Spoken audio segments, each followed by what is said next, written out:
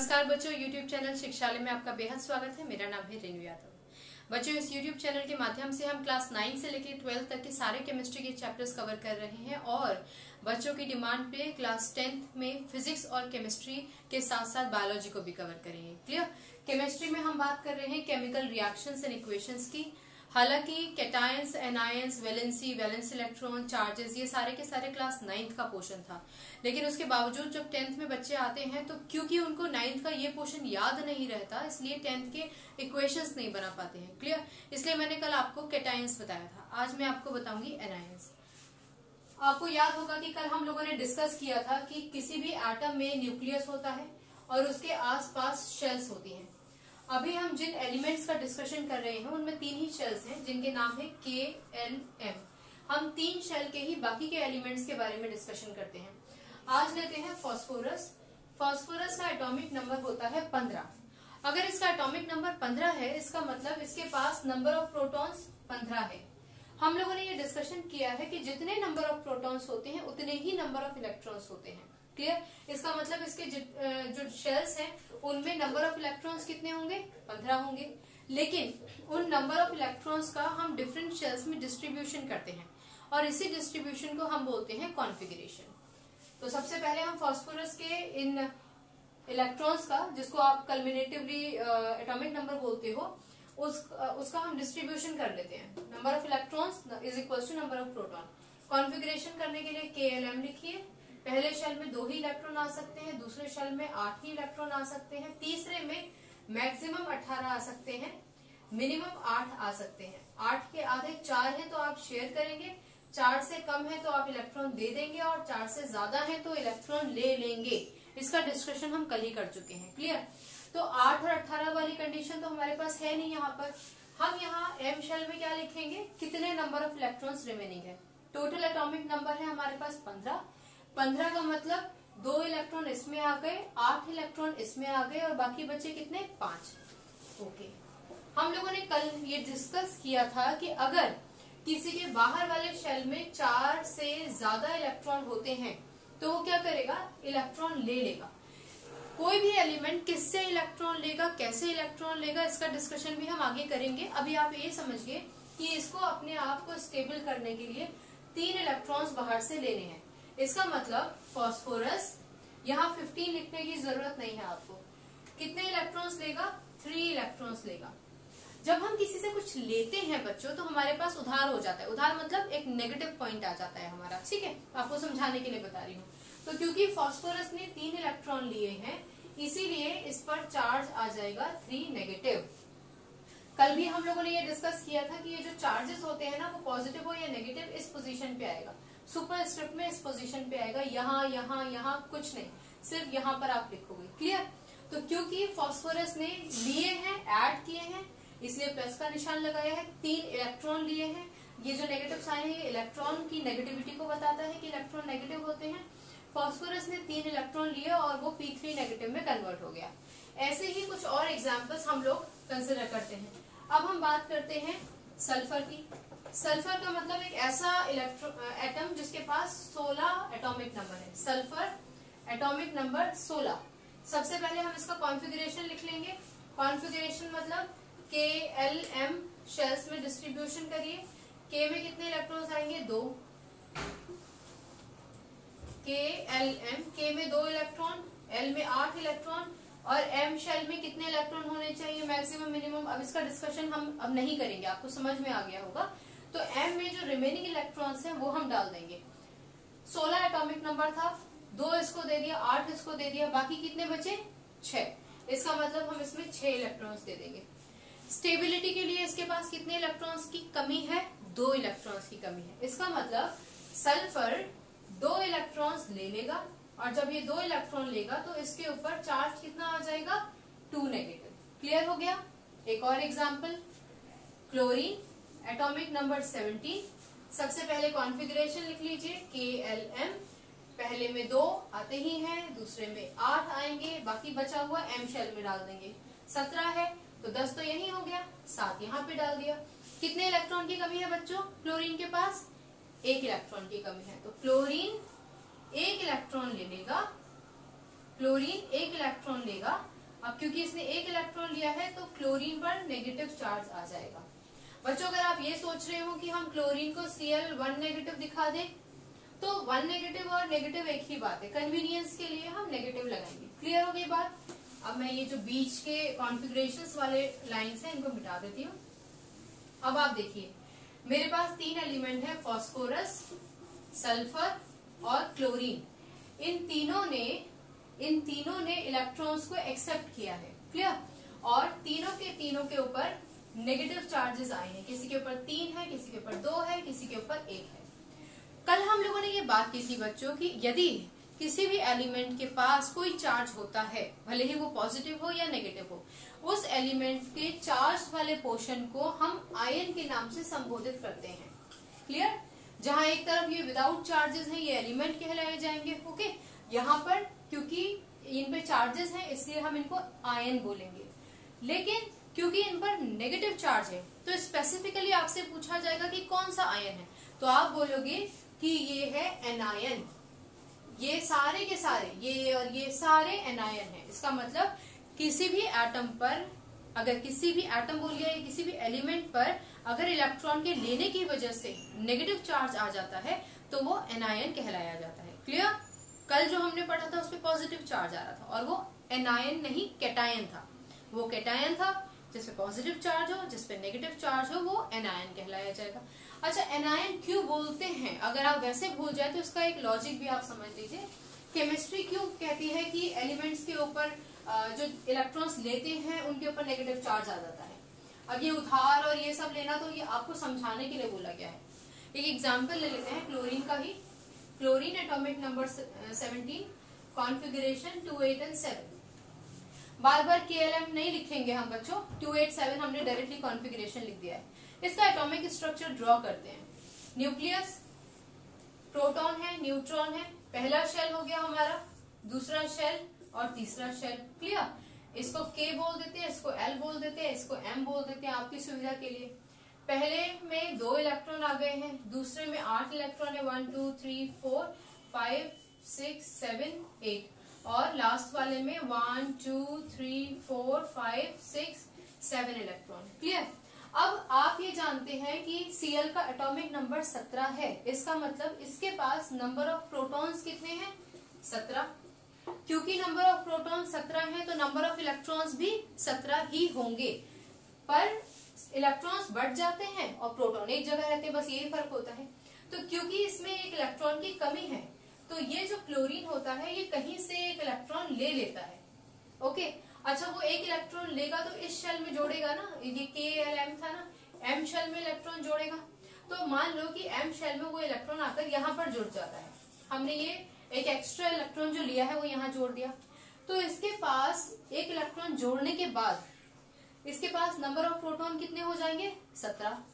Number of electron होने चाहिए थे 17, पर स्टेबिलिटी की खातिर हमें एक इलेक्ट्रॉन बाहर से लेना पड़ा तो नंबर ऑफ इलेक्ट्रॉन्स कितने हो गए यहाँ पर? 18। इसका मतलब इसके पास नंबर ऑफ इलेक्ट्रॉन्स की संख्या ज्यादा हो गई है। इसका मतलब इस पे नेगेटिव चार्ज ज्यादा हो गया है और नेगेटिव चार्ज ज्यादा हो गया है इस वजह से अब इस Cl पर जिसमें इलेक्ट्रॉन लिया है इसको हम बोलेंगे Cl नेगेटिव। क्लियर। और जिसपे नेगेटिव चार्ज होता है उसको हम एनायन बोलते हैं। आई hope this is clear. Okay. इसमें कोई कंफ्यूजन आपको होना नहीं चाहिए। अब जो बात है कि शेयरिंग कैसे करता है, वो शेयरिंग वाला जो हमारा कॉन्सेप्ट है बच्चों वो हम अभी डिस्कस नहीं करेंगे इस समय। अब हम ये डिस्कस करेंगे कि आखिर इक्वेशंस कैसे बनती हैं। इक्वेशंस कैसे बनती हैं वो आपको समझनी है। इक्वेशन को आपको रट्टाफिकेशन बिल्कुल नहीं करना है। इक्वेशन कैसे बनती है वो समझाने से पहले हम पहले पुराने कुछ चैप्टर्स में झांक कर देख लेते हैं जो आप अक्सर भूल जाते हैं और बात करते हैं वैलेंसी की और वैलेंस इलेक्ट्रॉन्स। क्लियर। वैलेंसी क्या होता है? नंबर ऑफ इलेक्ट्रॉन्स एस मतलब इलेक्ट्रॉन्स, नंबर ऑफ इलेक्ट्रॉन्स ज्यादा संख्या में है, गिवन जो दिए जाते हैं, टेकन जो लिए जाते हैं, या फिर शेयर जो शेयर किए जाते हैं। क्लियर? हमने कितने नंबर ऑफ इलेक्ट्रॉन्स दिए, हमने कितने नंबर ऑफ इलेक्ट्रॉन लिए, हमने कितने नंबर ऑफ इलेक्ट्रॉन शेयर किए, वो कहलाई जाएगी वैलेंसी। जैसे कि सोडियम के केस में जिसका एटॉमिक नंबर 11 था, कॉन्फ़िगरेशन अब आप दिमाग में एकदम बिठा पाते होगे ठीक से कि कॉन्फ़िगरेशन 281 है, तो इसका मतलब इसमें ये फालतू इलेक्ट्रॉन है, ये किसी को दे देगा। तो सोडियम की वैलेंसी कितनी हुई? सोडियम की वैलेंसी हुई 1। ओके, जस्ट अभी हमने डिस्कस किया था क्लोरीन। क्लोरीन का एटॉमिक नंबर 17, कॉन्फ़िगरेशन 287। क्लियर? इसको एक इलेक्ट्रॉन की जरूरत थी तो इसने एक इलेक्ट्रॉन लिया, क्योंकि इसने एक इलेक्ट्रॉन लिया तो इसकी वैलेंसी हो जाएगी, क्लोरीन की वैलेंसी हो जाएगी 1। अच्छा बच्चों, जब वैलेंसी की हम बात करते हैं ना, तो वैलेंसी के साथ हम नेगेटिव या पॉजिटिव नहीं लगाते हैं, हम सिर्फ 1 लिखेंगे। सोडियम की वैलेंसी 1, भले ही उसने किसी को दिया इलेक्ट्रॉन, तो सोडियम ने अगर किसी को इलेक्ट्रॉन दिया है तो सोडियम पर चार्ज आएगा यानी पॉजिटिव, पर इसकी वैलेंसी पर कोई चार्ज नहीं आएगा। क्लोरीन की वैलेंसी पे कोई चार्ज नहीं आएगा। क्लियर? सोडियम की वैलेंसी हो गई 1, क्लोरीन की वैलेंसी हो गई 1। और एक आध केस आपके साथ डिस्कस कर लेते हैं, फिर आगे बढ़ेंगे।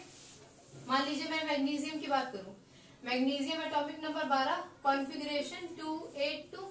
इसके पास 2 इलेक्ट्रॉन फालतू है ना, तो मैग्नीशियम ने क्योंकि अपने 2 इलेक्ट्रॉन्स को रिमूव कर दिया था और Mg2 पॉजिटिव में कन्वर्ट हो गया था, तो इसके पास कितने फालतू इलेक्ट्रॉन थे? इसके पास 2 इलेक्ट्रॉन फालतू थे जो इसने किसी को दे दिए, तो number of electrons given are 2, तो इसकी वैलेंसी कितनी हो गई? 2। क्लियर हो गई ये बात? वहीं अगर हम सल्फर की बात करें जिसका एटॉमिक नंबर 16 था, उसका कॉन्फ़िगरेशन था 286। इस केस में सल्फर को कितने इलेक्ट्रॉन्स की जरूरत थी? 2 इलेक्ट्रॉन्स की जरूरत थी। क्लियर? तो the number of electrons taken by sulphur, sulphur ने क्या किया? 2 इलेक्ट्रॉन्स को लिया था और S2 नेगेटिव में कन्वर्ट हो गया था। क्लियर? तो क्योंकि इसको 2 इलेक्ट्रॉन्स की जरूरत पड़ी थी अपने आप को स्टेबल करने के लिए, तो इसकी वैलेंसी भी हो गई 2। अब आप ध्यान से देखिए, इसने दिया तब भी इसकी वैलेंसी 2 ही बोलेंगे हम, पॉजिटिव नेगेटिव नहीं लगाएंगे। इसने लिया तब भी इसकी वैलेंसी हम 2 बोलेंगे, इस पे नेगेटिव साइन और उस पे पॉजिटिव साइन नहीं लगाएंगे, कोई साइन वैलेंसी पर नहीं लगता है। क्लियर हो गई बात? अब हम बात करते हैं वैलेंस इलेक्ट्रॉन्स की और फिर हम बढ़ेंगे इक्वेशंस की ओर। वैलेंस इलेक्ट्रॉन्स, वैलेंस इलेक्ट्रॉन्स क्या होता है? जस्ट अभी हमने डिस्कस किया कि क्लोरीन का एटॉमिक नंबर 17 है, 17, कॉन्फ़िगरेशन 287। क्लियर? वैलेंस इलेक्ट्रॉन मतलब number of electrons present in outermost shell.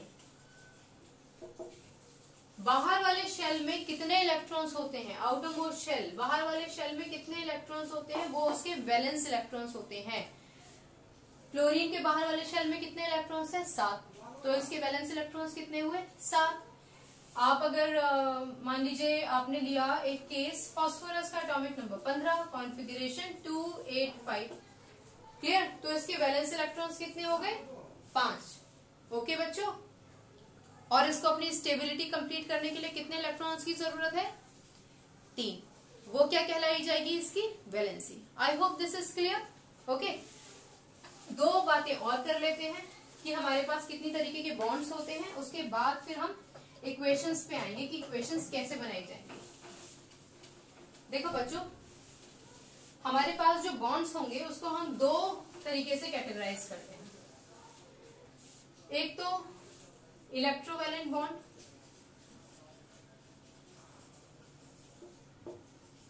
और दूसरा covalent bond. Electrovalent bond is also known as ionic bond. Clear? ये कैसे बनता है? देखो, सोडियम जिसका एटॉमिक नंबर 11 था, कॉन्फ़िगरेशन था 281, उसमें एक इलेक्ट्रॉन फालतू था, ये किसी को देगा। क्लोरीन जिसका एटॉमिक नंबर 17 है, कॉन्फ़िगरेशन 287 है, उसके पास एक इलेक्ट्रॉन की कमी है, वो एक इलेक्ट्रॉन लेगा। क्लियर? मान लीजिए कि सोडियम अपना एक इलेक्ट्रॉन क्लोरीन को दे देता है। ओके, सोडियम ने अपना ये एक इलेक्ट्रॉन क्लोरीन को दे दिया, तो सोडियम पे चार्ज आ गया +1, और क्योंकि क्लोरीन ने एक इलेक्ट्रॉन लिया है तो क्लोरीन पे आ गया 1 नेगेटिव चार्ज। क्लियर? पर क्योंकि इन दोनों के बीच में बॉन्ड बन गया, इलेक्ट्रॉन के देने, सोडियम के इलेक्ट्रॉन देने पर सोडियम और क्लोरीन के बीच में बॉन्ड बन गया है, ठीक है। तो सोडियम और क्लोरीन के बीच का ये जो बॉन्ड होता है, जो इलेक्ट्रॉन के देने से बना है, that is known as electrovalent bond या फिर ionic bond. Clear? I hope this is clear. वो बॉन्ड जो एक एलिमेंट के दूसरे एलिमेंट को इलेक्ट्रॉन देने पर बनता है, that is known as electrovalent bond या फिर आयनिक बॉन्ड। एक और बॉन्ड हम शेयर कर लेते हैं यहां पर, वो बॉन्ड है आपका कोवेलेंट बॉन्ड। ये बेसिक छोटी छोटी चीजें अगर आप याद नहीं रखोगे तो मुश्किल होगी। कोवेलेंट बॉन्ड क्या होता है बच्चों? हाइड्रोजन है, हाइड्रोजन के पास एक ही इलेक्ट्रॉन है, इसका मतलब हाइड्रोजन का एटम कुछ ऐसा होगा, न्यूक्लियस में प्रोटॉन है, प्रोटॉन और न्यूट्रॉन हम बोलते हैं ना, और एक पहला शेल है, प्रोटॉन है हमारे पास एक और इलेक्ट्रॉन भी एक है। क्लियर? एक और हाइड्रोजन हम ले लेते हैं, ये एक हाइड्रोजन, एक और हाइड्रोजन है, उसका एटॉमिक नंबर भी 1 है। दुनिया में जितने भी हाइड्रोजन है सबका एटॉमिक नंबर 1 है। इसका हमने न्यूक्लियस बनाया और एक शेल बना दिया। न्यूक्लियस में प्रोटॉन न्यूट्रॉन होते हैं, अब न्यूट्रॉन है या नहीं वो बात की बात है, पर हम शो करेंगे कि न्यूट्रॉन और प्रोटॉन होते हैं। प्रोटॉन कितना है? 1, क्योंकि एटॉमिक नंबर 1 है। इलेक्ट्रॉन कितना होगा? वो भी 1 होगा। ओके, अच्छा 1 इलेक्ट्रॉन है, इसका मतलब इसके पास सिर्फ एक ही शेल है, के शेल, और के शेल में कितने इलेक्ट्रॉन्स होने चाहिए? 2 होने चाहिए। ओके, इन दोनों के पास एक एक इलेक्ट्रॉन की कमी थी, तो इन दोनों ने क्या किया, हाइड्रोजन और हाइड्रोजन ने अपना ये जो इलेक्ट्रॉन है ना, ये शेयर कर लिया। जैसे आपके पास कभी अगर स्कूल में ब्लू पेन ना हो या ब्लैक पेन ना हो तो आप क्या करते हो, आसपास वाले शेयर कर लेते हो ना, तो ऐसे ही क्या करेंगे, एक दूसरे के इलेक्ट्रॉन्स को शेयर कर लेंगे। हाइड्रोजन और हाइड्रोजन जब अपने इलेक्ट्रॉन्स को शेयर करेंगे तो इसके पास भी गिनती 2 हो जाएगी, इसके पास भी गिनती 2 हो जाएगी। ओके, ये कुछ इस तरीके से हम इसको शो करेंगे, इस तरीके से शो कर देते हैं, शेल्स को ही बड़ा कर देते हैं। क्लियर? तो हाइड्रोजन और हाइड्रोजन के बीच में बिकॉज शेयरिंग से एक बॉन्ड बन जाता है, that is known as the covalent bond. इसका मतलब covalent bond is formed by the sharing of electrons. Is this clear?